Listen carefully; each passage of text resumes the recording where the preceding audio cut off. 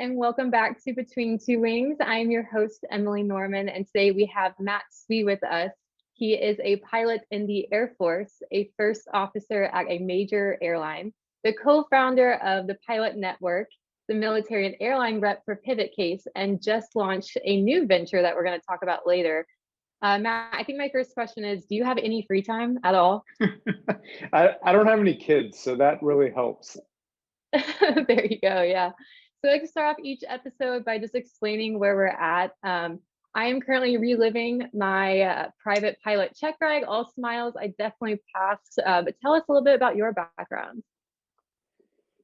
Right. So I've got the airplane hangar at Maury Airplane Company, which is Charlie 29er in Wisconsin. It's actually in Middleton, Wisconsin, right down there, kind of a couple hours south of Oshkosh. And unfortunately, this hangar doesn't exist anymore, but this is where I got my start in aviation. And this airport has been around for a long time. They did some World War II pilot training, and then it's transitioned into a renovated airport that serves the city, right there east of Madison. So it's where I got my start in aviation as line crew and refueling airplanes, washing bugs off the windshields.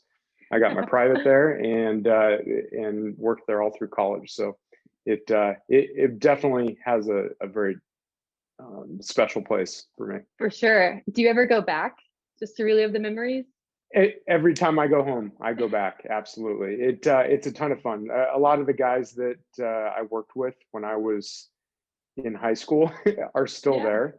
And the two mechanics that hired me actually taught me a ton and really introduced me to general aviation and the love for antique aircraft and all those sorts of things. And we actually ended up buying an airplane together, the three of us. And at the time, I had just finished my private pilot's license, and the three of us owned a little Piper Tripacer, which was a ton of fun. So they worked on it and did all the engine work and renovations and restorations on it, and I did the flying. So it was a lot of fun. It sounds like a really great aviation community and just friend group. So you got all of your training, or you got started, and then you actually transitioned into the military. What was that like?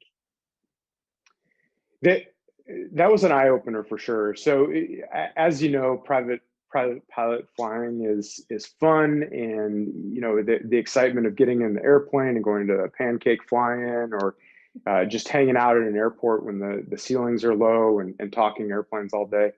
And you go up for an hour and you're always trying to scrape together enough money for the next thing. And then military flying is a whole different animal. It's extremely regimented. It's very mission based. It's stressful, but in a good way, because the expectations are astronomically high, and they really expect you to be at the top of your game. And it's a whole different level of flying, to where the regulations and the stick and rudder skills themselves are almost secondary to whatever other mission you're doing. And so being able to get to a level of proficiency in whatever airplane you're operating is really the critical aspect of that, because it's not just the flying that you're doing. You're operating a machine to accomplish a mission, and that's really what's important.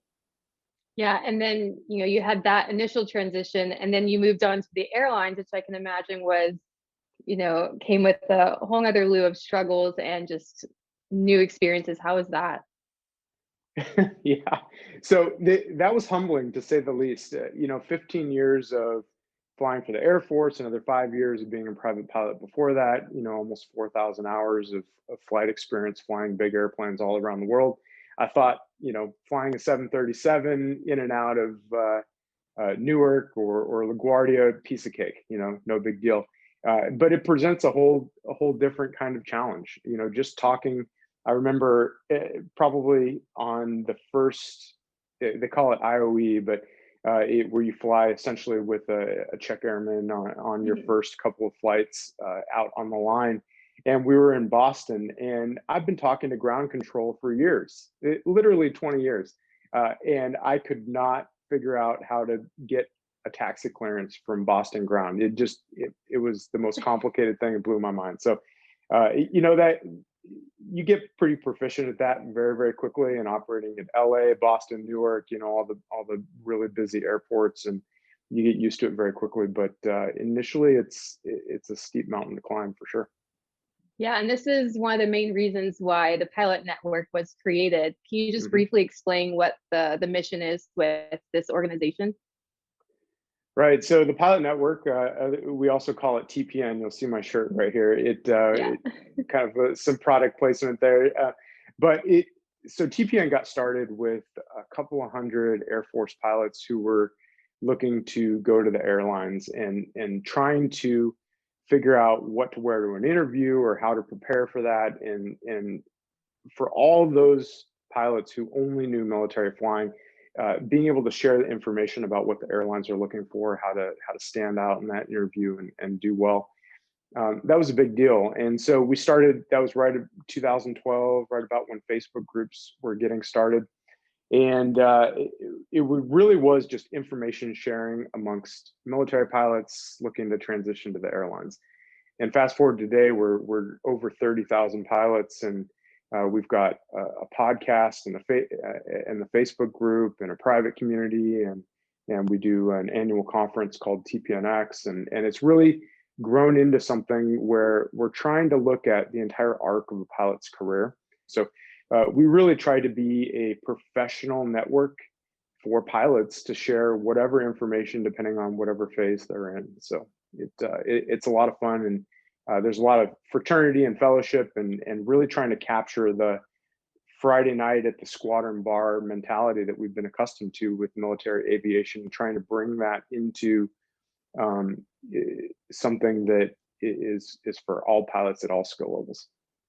Yeah, and sharing resources and information and helping each other out.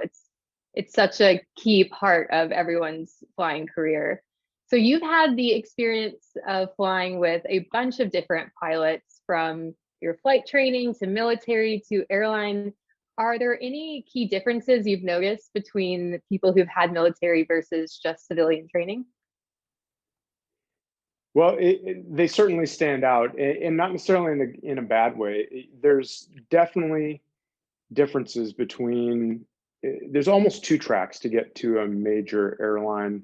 The civilian path is fraught with a lot of years of paying your dues, doing a lot of hard flying at like uncomfortable times of the night or in the morning, and not getting paid very much. And so, but your proficiency is just through the roof. You're early on at a regional airline. You're accustomed to operating into LaGuardia and O'Hare and George Bush International in LA. I mean, that's par for the course. You're flying the Embraer or the ATR or what have you. For military aviation, it's a big difference, because you're not necessarily operating at LAX or O'Hare or JFK, but you're operating in complex combat environments where flying is secondary or even tertiary to whatever the mission at hand is. And so you're very mission oriented, very willing to accept a higher level of risk sometimes, depending on the scenario and what your regulations allow, and quite frankly, who's on the ground, who needs help, because ultimately military aviation is there to support the soldiers on the ground, and that is not lost on pilots, no matter what they're flying in the Air Force. And so those two mentalities tend to even out once you get to a major airline. There's a couple of years where it's always funny that the first year I was online at my airline, I never realized that I was saying this, but every time the captain would make a request or ask me to do something, my canned response would be acknowledged. And that would be my response. I would acknowledge everything he said with acknowledged. And that's one thing when you're talking to ATC. But the captain I was flying with on multiple occasions would turn over to me and say, "Dude, just chill out a little bit. Loosen up." Yeah, just relax a little bit. And I think that's the biggest difference. There's not a right or wrong or a better. It's two different types of experience, and I think that's what really makes aviation amazing. Is the entire industry is a mix of different kinds of pilots and different experience levels, and it really gives us an opportunity to share those experiences amongst each other, and ultimately it makes everyone better. Yeah, and I mean, I don't even have as much experience as you do flying with different pilots, but my dad is ex-military helicopter pilot, and just comparing my low time training to his, retired, now getting into fun GA flying, it's still very very different mindsets. That's always been very interesting to compare. Well, But if he was doing military helicopter, he was doing the hard work right there, yeah. low and slow and watching out Yes. for tree branches. Oh yes, our approaches and finals on landing are very different. Let's just say that. Well, Matt, thank you so much for coming on Between Two Wings today. I'm sure next time we talk, you're going to have a whole new business idea, and I'm so excited to hear about it. Yeah, hopefully not. That's kind of a curse, right? You wish you could turn that off from time to time. Yeah. So We thanks, also Emily. talk every month, so that'd be bad. Yep, absolutely. So yeah, it was great to be on. Thank you so much for the opportunity, and thank you for all you do.